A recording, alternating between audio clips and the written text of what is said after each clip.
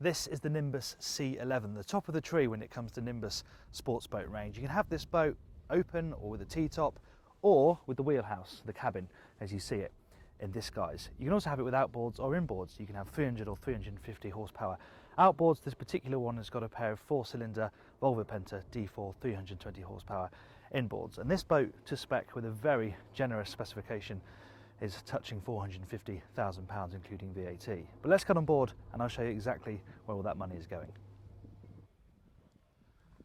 So obviously I've talked about the money. It's an expensive boat if you're comparing it to say a Saxtor or an Axopar, but it does feel like an expensive product, and it's everything from the quality of the mouldings to the fact that you've got these lovely teak tables, the upholstery and the gauge of the stainless steel.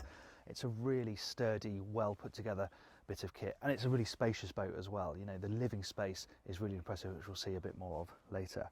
So you can see this layout here. Because you've got the inboard engines, there's absolutely no disruption to the transom, so you've got that nice bathing platform there with the access ladder, and then you're into the cockpit here, which, because you've got the overhang of the wheelhouse, has a little bit of protection if you want it. Quite a simple layout in that you have this bench here and then the table, but it works nicely, and you can drop down off the main bit of the cockpit to these side decks, so you feel really nice and protected when you're down moving along the sides of the boat.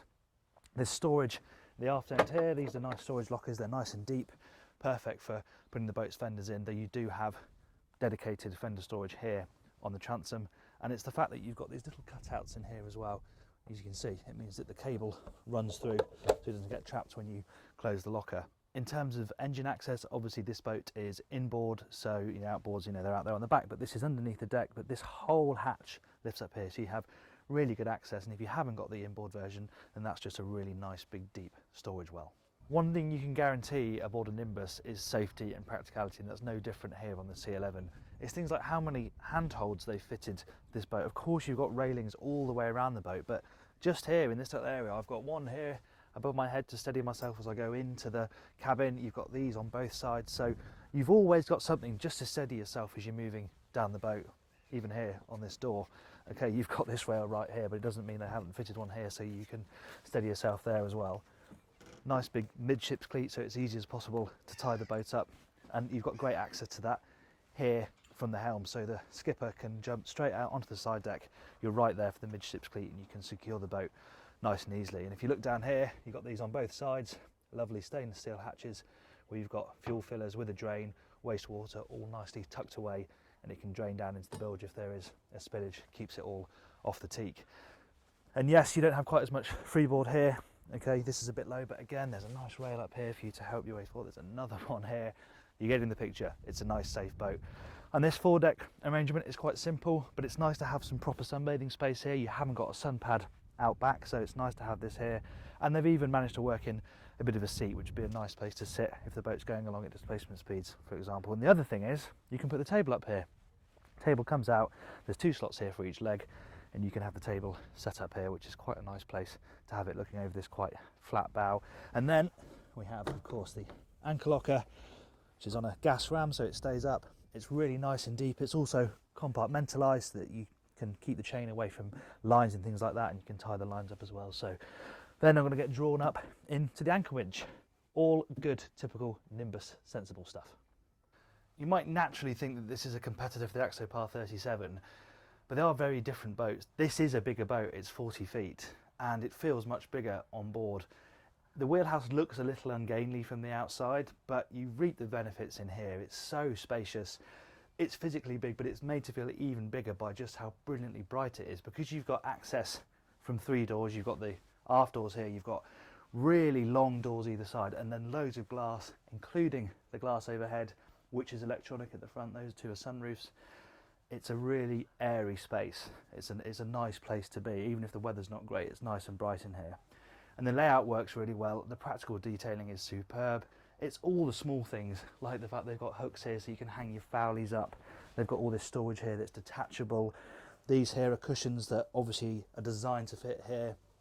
They fill in here, the table drops down, and that becomes another berth on top of the 2 cabins that you've got down below.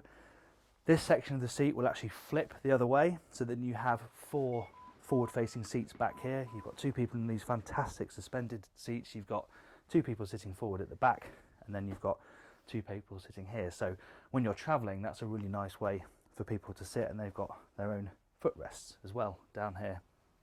Again, there's always a handhold, something for you to grab onto, and these doors are fantastic. They mean that you can get some natural ventilation in here, great for communication with your crew, and it also means that the person driving can easily get out onto either side deck and help out with the crewing. Now, whatever style you have on deck, be that this one or the open versions, the accommodation is the same, and this is really what sets this boat apart from its rivals, including the likes of Boat Yachting, because this is genuinely comfortable accommodation. Right here by the door, headroom's pretty good. I'm 6'1" and I can stand up here. It obviously goes down a little bit as you get towards the bed, but you're going to be lying down there anyway, so it's not too much of an issue. And you've got a proper little galley down here. Nice deep sink, it's got an induction hob, you've got a decent sized fridge here, bit of storage down below as well. And the really nice surprise is that you've actually got another cabin here.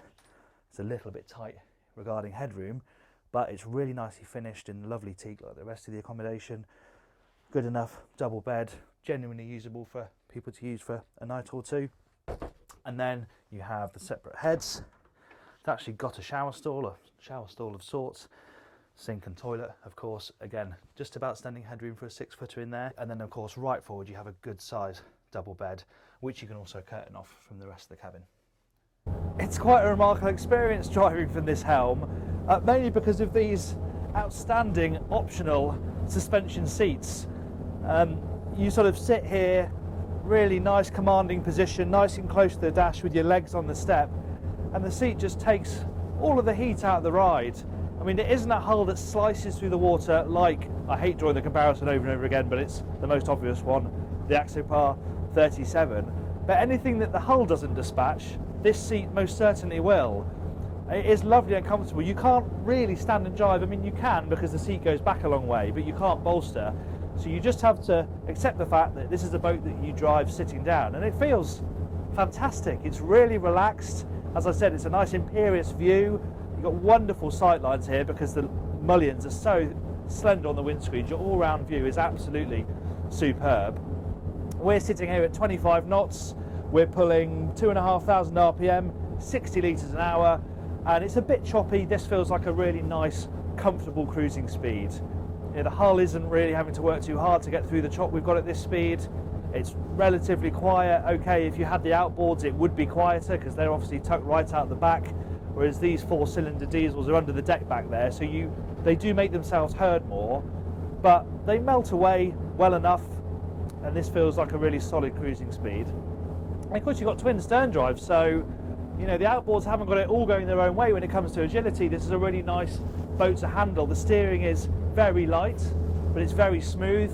You get good feedback, you get a nice amount of heel when you do chuck it into a few turns, and it means you're just going to be able to negotiate your way through the sea. If there were some big swells rolling around, you can find the smoothest path through them. Turning downwind now, up the speed a touch.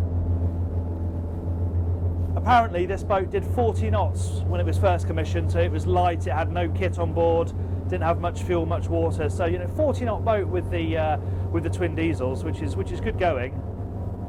But because of that cruising band, you can cruise 20, 35 knots, no problem. It's just so funny how you sort of rise and fall on these seats. It's a bit like driving a tractor, a very luxuriously upholstered tractor. But this boat does feels very comfortable, it feels solid. It feels like it'll look after you. It might not be quite as smooth through the waves, but it feels robust. It feels like it's going to look after you. And you can use it all year round. That's the whole point of having the cabin version. What about the helm station? Well, it's typically functional. Dare I say a little bit drab. It's very dark, which is a good thing because there's no glare. But it isn't particularly interesting to look at. But it's very, very easy to use. Dominated by this massive Simrad MFD, of course. You have your engine information down here through the Volvo Penta screen. Purist in me would maybe like to see some engine dials up here, just so that you're not having to sort of look down here to look at engine information. But this is a fantastic setup that Volvo give you. You have fully configurable screens down here, so that's really useful. I like how they've got all the buttons lined up here, nicely backlit, well labelled. And Nimbus really do think of anything. You've even got wipers on the side screens, so you're never going to have your view impeded by spray. Nice couple of big storage voids here just to chuck loose items in, always very, very helpful. As I said, this particular boat is pretty loaded with optional extras. It's got the joystick for the stern drives, it's also got the zip wake system, and between that we have auto trim. You know, the blades are automatically adjusting themselves to make the running attitude as good as possible. You've also got the trim assist option on the Volvo Penta stern drives as well, so they are also adjusting themselves automatically depending on the conditions and the speed you're doing. And this boat's also got the system where it'll hold you in place. You hit a button and it uses dynamic positioning to keep the boat where you left it. So if you're doing lines when you're coming into a fuel key or waiting for a bridge or something and you're on your own, you hit that button and the boat just stays exactly where you want it to be. Though the C11 is part of a new breed, it does all of the things that you would expect a Nimbus of old to do well. It's built to last and executed with such clear knowledge of what makes a boat safe and practical. There's no getting away from it. This is an expensive boat, but it feels expensive on board, and the standard specification is generous, including a zip wake auto trim system, a bow thruster, a 12-inch MFD, and other items that you'd expect to be cost options on this boat's competitors. The C11 is a cultured cruising machine that showcases Nimbus's ability to move with the times without abandoning the sound practical design attributes upon which the brand built its name. Thank you very much for watching our review of the Nimbus C11. If you enjoyed it, please click the like button and be sure to subscribe to our channel and hit the bell icon so you're notified every time we upload a new video.